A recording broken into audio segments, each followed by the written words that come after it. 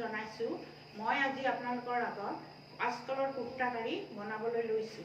এতিয়া কোফতা কাৰী বনাবৰ কাৰণে কাশ্মীৰী জলকীয়াৰ গুড়ি 1 চামুচ, আদা অলপমান, নহৰু 4-5টামান, জলকীয়া 3-4টামান আৰু কোফতাখিনি সানিবৰ কাৰণে আদা, নহৰু, পিঁয়াজ এইখিনি সৰু সৰুকৈ কাটি এইখিনি লৈছোঁ আৰু হালধি লাগিব 1 চামুচ আৰু নিমখ সোৱাদৰ জোখত আৰু কোফতাখিনি সানিবৰ কাৰণে কৰ্ণফ্ল'ৰ লৈছোঁ 2 চামুচ আৰু ইয়াতে লং ইলাচি অলপ লং ইলাচি 4-5টামান লৈছোঁ আৰু বিলাহী লৈছোঁ 2টা, পিঁয়াজ লৈছোঁ 2টা আৰু শেষত ধনিয়া পাত 1 মুঠি লৈছোঁ আৰু ইয়াতে লৈছোঁ ক্ৰীম মলাই লৈছোঁ মোৰ হেৰিৰ পৰা দৈৰ ওপৰৰ মলাইখিনি লৈছোঁ। আপোনালোকে যদি ক্ৰীম দিব খোজে ক্ৰীমটো লৈ আনি ক্ৰীমটো দিব পাৰে আৰু জিৰা 2 চামুচ, ধনিয়া 1 চামুচ আৰু কাচকল 3টা লৈছোঁ।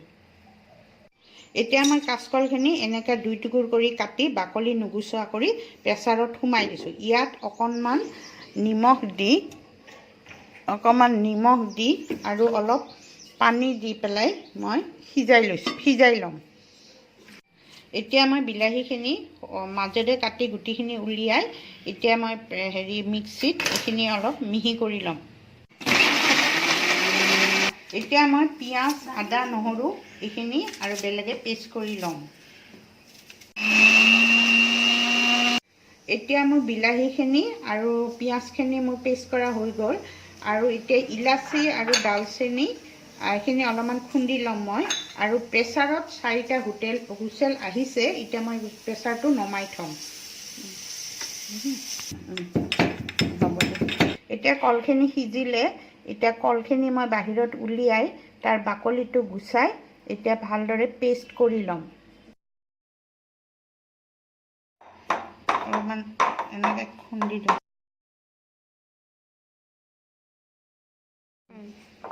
এতিয়া এইখিনি মই সানি ল'লোঁ।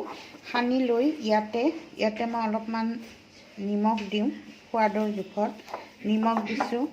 তাৰপিছত এইটো দিলোঁ, এইটো যে আদা, নহৰু আৰু পিঁয়াজটো ইয়াতে দি দিলোঁ আৰু ইয়াৰ লগত অকণমান গৰম মছলা কুটি থোৱা গৰম মছলা অলপ দিলোঁ আৰু ইয়াতে দিম জিৰা গুড়ি আৰু ধনিয়াৰ গুড়ি অলপ আধা চামুচ জিৰা গুড়ি আৰু আধা চামুচ ধনিয়াৰ গুড়ি আৰু অলপ কাশ্মীৰী মিৰ্চটো অলপমান দি দিছোঁ। দি এইখিনি এতিয়া মই ভালদৰে সানি লৈছোঁ। সানি লৈ ইয়াতে কৰ্ণফ্ল'ৰটো ইয়াত দি দিম। দিলে বস্তুটো কৰ্ণফ্ল'ৰটো এইকাৰণে দিব লাগে বস্তুটো ভাজোতে মানে ফুটি নাযায় মানে চাৰিওফালে ইয়াতে 2 চামুচ কৰ্ণফ্ল'ৰ দিছোঁ। কৰ্ণফ্ল'ৰটো দি এতিয়া ভালদৰে সানি লাডু বনাই ল'ম। ইয়াতে মই অলপ কেঁচা জলকীয়াও 2টা কেঁচা জলকীয়া কাটি দিছোঁ। ইয়াতে 2টা জলকীয়া কাটি ভালদৰে সানি এতিয়া মই লাডুকেইটা বনাই দিম। সানি এতিয়া মই লাডুকেইটা বনাই দিম। এতিয়া মই গোলকৈ লাডু বনাই ইয়াতে থৈ গৈছোঁ। এইকেইটা মই পিছত তেলত ভাজি দিম। ৰিফাইন তেলত ভাজিব লাগিব। কোফতাকেইটাক ভাজিবৰ কাৰণে মই এতিয়া কেৰাহীখন বহাই দিছোঁ। কেৰাহীখন গৰম হোৱাৰ পিছত মই এতিয়া ৰিফাইন তেল দি দিম। ইয়াতে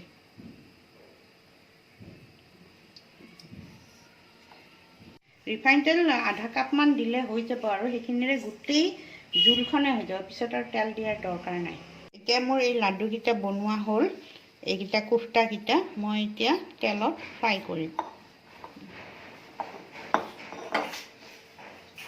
এইখিনি মোৰ গৰম হৈছে। এতিয়া মই কোফতাকেইটা বহাই দিছোঁ। বহাৰ পিছত মই এতিয়া লৰাই দিম।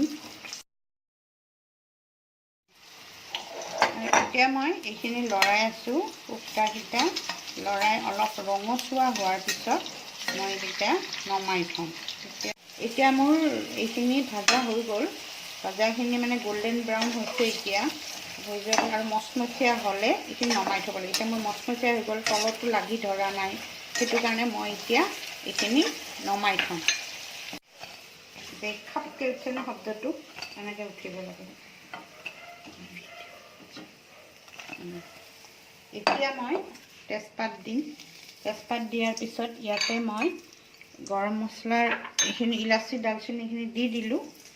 দি তাৰপিছত মই ইয়াতে এয়া দি দিম, অকণমান চেনি দি দিম। চেনি দিলে বস্তুটোৰ টেষ্টটো ভাল হয়। অলপমান নিজৰ জোখত অকণমান চেনি দি দিছোঁ। চেনি দিয়াৰ পিছত এতিয়া মই এই পিঁয়াজখিনি ঢালি দিম। এতিয়া এইখিনি গোল্ডেন ব্ৰাউন হোৱাৰ পিছত জুইটো অলপমান কমাই দি ইয়াতে মই জিৰা 1 চামুচ আৰু ধনিয়া 1 চামুচ আৰু জলকীয়াৰ গুড়ি 1 চামুচ দিলোঁ। দি পেলাই অলপ লৰাই দিলোঁ। লৰাই দি ইয়াতে মই এতিয়া মই এই বিলাহীখিনি যে পেষ্ট কৰিছিলোঁ, বিলাহীৰ পেষ্টটো ঢালি দিলোঁ। বিলাহীৰ পেষ্টটো ঢালি দি জুইটো কমাই থৈছিলোঁ নহয়, জুইটো অকণমান বঢ়াই দিলোঁ। বঢ়াই দি অলপ লৰাই দিলোঁ। লৰাই দি এতিয়া মই ইয়াতে নিমখ দিম। নিমখ মই 1 চামুচ দিছোঁ। 1 চামুচ আৰু অলপ দিছোঁ। আপোনালোকে সোৱাদৰ যিটো জোখ আৰু সেইটো জোখত দিলে হ'ল। তাৰপিছত ইয়াতে মই হালধি দিম। ইয়াতে হালধি 1 চামুচ দিম। হালধি 1 চামুচ দিলোঁ। হালধি 1 চামুচ দি আকৌ লৰাই দিলোঁ। এইখিনি অলপমান তেলটো এতিয়া ফুটি উঠিছে। অলপ তেলটো ফুটি উঠাৰ পিছত মই এতিয়া ইয়াত পানী দিম। কোফ্তাকেইটা ডুব যোৱা হিচাপত পানীটো ঢালিব লাগিব। পানীটো ইয়াত ঢালি দিলোঁ। এতিয়া পানীখিনি দি অলপ লৰাই থাকি মই ঢাকনিখন আৰু 2 মিনিটৰ কাৰণে যেতিয়ালৈ উতলি নাহে তেতিয়ালৈকে মই ঢাকনিখন মাৰি থৈ দিম। এতিয়া ঢাকনিখন মই গুচাই দিলোঁ। গুচাই দেখিছোঁ যে খুব ধুনীয়াকৈ এইখিনি উতলিছে।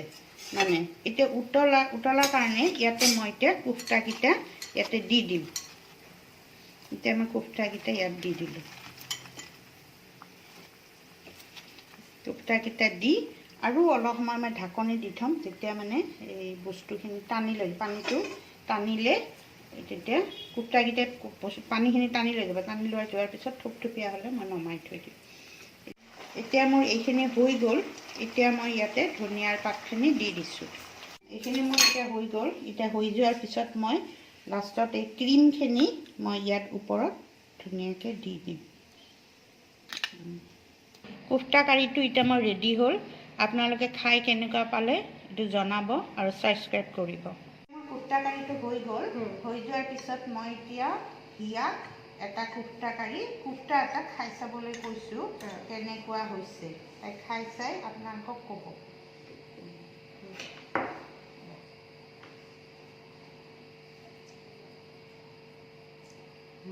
ভাল হৈছে।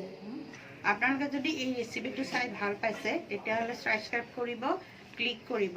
আৰু মই সদায় শনিবাৰে আপোনালোকৰ আগত নতুন ৰেচিপি লৈ আহিম। আপোনালোকে চাব। ধন্যবাদ।